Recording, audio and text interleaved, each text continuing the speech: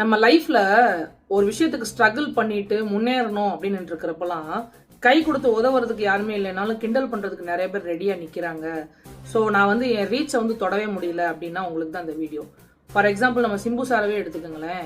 அவர் வந்து கோவிட் டைம்ல வந்து வெயிட் லாஸ் ஸ்டார்ட் பண்ண டைம்ல வீட்டுக்குள்ள ஓடுன மாதிரி ஒரு வீடியோ போட்டாரு. அந்த டைம்ல என்கரேஜே பண்ணலைனாலும் பரவாயில்ல, பட் அதை கிண்டல் பண்ணி ஓட்டாத ஆளே கிடையாது. அது ஒண்ணு.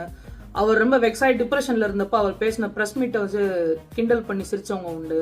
இந்த மாதிரி நிறைய. நான் வந்து ஒரு சிம்பு ஃபேன், உண்மையிலே சிம்பு ஃபேன், திடீர் சிம்பு ஃபேன்லாம் கிடையாது. ஸ்கூல் டேஸ்ல இருந்தே நான் சிம்பு ஃபேன் தான். கிட்டத்தட்ட காதல் அழிவதில்லைக்கெல்லாம் முன்னாடி எங்க வீட்டு வேலன், கீதாஞ்சலி அந்த டைம்ல இருந்தே, அவர் சின்ன பையன்ல நடிச்சதுல இருந்து.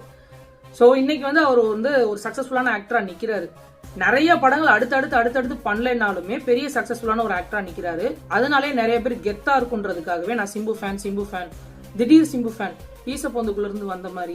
எங்க இருந்து வந்தாங்கன்னே தெரியல. ஏன்னா ஒரு காலத்து நான் ஸ்கூல் டேஸ் எல்லாம் அவருக்கு அந்த மாதிரி அவரை பிடிக்கும்னு சொல்றப்ப நிறைய சண்டை வரும். சப்போர்ட்டுக்கே எனக்குலாம் ஆள் இருக்காது.